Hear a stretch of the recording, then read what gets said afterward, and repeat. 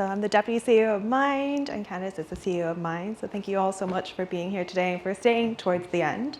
Today we're going to talk about the topic of gender inequality and mental health. So I'm going to speak a little bit more about the community mental health and how that ties into gender equality, and then Candy will talk a bit more on the personal clinical aspect.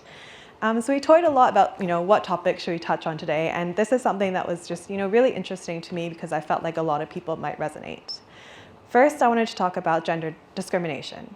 So there are a few personal anecdotes I wanted to share. I became the Deputy CEO of Mind at the age of 28, and when that happened, I had a few experiences working with men and women that kind of did impact me. I had people question why I was bothering to work so hard because I didn't need to, or why I put my career first. I was called intimidating. I had people call me a he in emails, which may have been a mistake, but I don't know any a man called Carol. I don't know if you do. But these are just some examples of gender discrimination playing out. And I want to share why even the most subtle words and actions can impact mental health negatively. The first is expectations. We as women have many expectations in life based on stereotypes that have been caused by the media, that have been historically known. Not being ladylike enough, not being skinny enough, not being curvy enough, not being smart enough, not being successful enough, not having children soon enough. And the spiel, it's exhausting. So these expectations can make it hard for us and make us feel bad about ourselves. And what I've seen, it makes us feel like not ourselves at all. The second is isolation. Any form of discrimination makes us feel alone. And I think that's been a big theme that's come up today. And the third is internalization. Whether we realize it or not, discrimination is internalized. And that can harm our self-esteem, our self-worth, and our self-confidence. And I know for me it has, and I'm sure for many of you it may have too. So all these unrealistic expectations, the discrimination we may face, these actually erode the key elements of mental health that we need.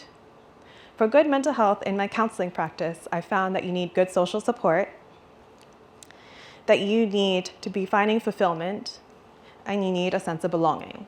So if you're feeling alone because of discrimination, then that almost makes it impossible. So over the last few years I've worked at Mind, it's become very clear that for me to be a mental health advocate, I also need to be an advocate for gender equality. But I think the same argument also goes the other way. If I'm going to stand here and say I want to advocate for gender equality, then I need to advocate for mental health. And I felt as a mental health charity, we need to do so today. Women are around 2 to 3 times more likely to have anxiety and depression, globally, not just in Hong Kong. And I want to share that good mental health doesn't mean just being happy or being illness-free. Good mental health means you're in a state where you feel good and function well in the world. And in order for us to fully commit to gender equality and empower women, then they have to be at their full potential, which means their mental health has to be good as well. So up to 1 in 5 in Hong Kong are experiencing a mental health problem. That is 20% of us. So that's over 500,000 women in Hong Kong who are likely experiencing a symptom of a mental health problem. So you can now kind of consider the extent of this problem that we have. And it's getting worse. And whether we know it or not, I'm sure you know many people who are experiencing one yourself. Because our research found that up to 50% of people with a mental health problem actually don't tell anybody. They are diagnosed with it, but they don't tell their partner, they don't tell their friend, they don't tell their sibling or their colleague. They are in it alone. So we need to have conversations about mental health because the stigma is clear. We need to educate ourselves. We need to promote safe spaces. We need to introduce policies and resources to protect everyone with a mental health condition. And we need to practice self-care ourselves because we need to show others as a priority by making it a priority for ourselves. And lastly, ever so simply, we need to be kind to others. And I think that's been another theme here. Women need to support women. And if we're not kind, and if we don't treat people with the empathy and support and dignity that they deserve, then it's very difficult for someone to have good mental health. It can be both life-saving and life-changing to have a good social network. So if you're caring for someone with a mental health condition, or if you have one yourself, be it depression, anxiety, and eating disorder, know that mental health conditions are a real illness and that treatment is available and recovery is possible. There's also another common misconception I wanted to tap into, one that shows that women with a mental health condition may not be able to be a good leader, a founder, or a productive worker. And I can tell you firsthand that this is far from true, because I have the privilege of working with many people who have anxiety, who have depression, who have bipolar disorder, who have schizophrenia. And they are some of the most hardworking, creative, innovative, intelligent people that I have worked with. So for that, I am lucky. So good mental health will allow women to excel in life. It will allow women to cope well with the stresses, to think clearly, to be productive, to grow professionally, and to confront discrimination. So here I just want to wrap this up and share that, for all the women of power in this room, whether you're literally a woman of power or just a woman of power, and the men of power, I think we all have a role to play in fighting for both gender equality and mental health in tandem, because we both need each other. Yeah. Thank you. Both for talking so much about gender equality and mental health. So I'm Candice Powell. So in addition to my CEO job, I'm actually a clinical psychologist. So as far as you know, actually 75% of clinical psychologists are women. So I have been working a lot of women for a long time. However, when I got the CEO appointment 9 months ago, so I went to a couple of events.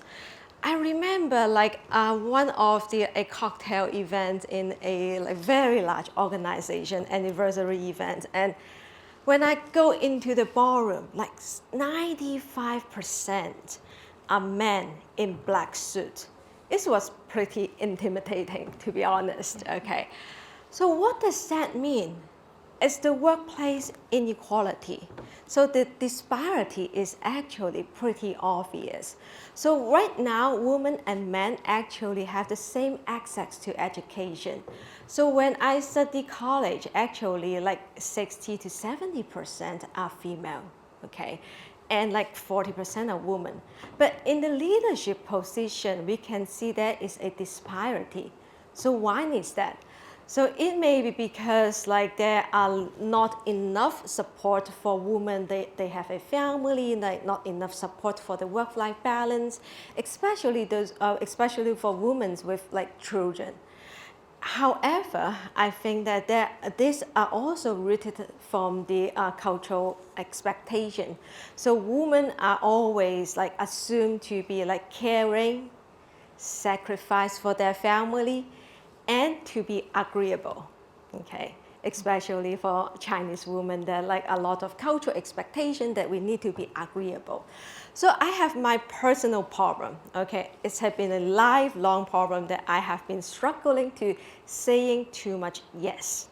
Okay, so I even have a professor write me a recommendation letter. She said that, oh, Candice is a very good student. She always say yes to every task that I assign to her. Okay, I asked her, oh, can you delete that sentence? Okay. So, however, always say yes means that I always stretch myself too thin. Okay, and when I stretch myself too thin, I have a lot of unmet needs, okay? Being agreeable, being sacrificed, I realize that actually this is a myth which is a barrier to my interpersonal and intrapersonal health. So this is how I know until I studied clinical psychologist. Actually, I just gave a lecture yesterday, and I realized that these are the myths that I need to be agreeable, or otherwise someone will have a different opinion to me, okay? So these gender stereotypes suppress our own need. So when we have unmet needs, of course, we will feel frustrated, of course, we will feel angry, and of course, we will feel depressed, right? Okay, I remember there's a time that I am really tired, I'm so drained, I have been fulfilling every of my responsibility. I'm a good daughter, I'm a good wife, I'm a good mother of my woos, I have been a good employee, I'm a good therapist. But just some things small happen in my life that get into a way that is it's really something small. I feel so depleted, so depressed. I find life is so meaningless. And why is that? It's because I have never fulfilled the responsibility to address myself, my need. So I think that it is very important to be aware of our own need, and our mental health suffers when we neglect ourselves. So how is that, like, what is the changing point? So I think when we are not addressing our need, it's actually a boundary issue. So it's a boundary between ourselves and a boundary between other people. So we learn to take healthy boundary, but it takes time. To be honest, quite difficult to take healthy boundaries. So I take a long journey to learn how to make a healthy boundary. I have been practicing for mindfulness for more than 10 years. And mindfulness is a very good practice to help us to aware of our emotion, our needs, and our value. And when we create awareness of our mental health, this is very important.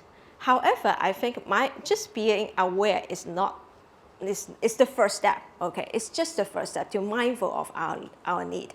And the second step is that we need to learn about self-compassion. So what is self-compassion? So it's very easy. Basically, it's treat ourselves with kindness, understanding, like we treat our loved one. So it's something very easy to have self-compassion. And we also want to recognize that actually all women of power, all superwomen, we are all also human. So we all have our own limitation and we all have suffering as well. So important to aware that we have limitation, we have our need. And the first step is to articulate our need, okay? So it's not easy as a woman to recover from always saying yes. I say that it is like, it takes courage because a lot of the time that we will have like some assumption whether if I say no or if I say yes, like what is the other person's reaction.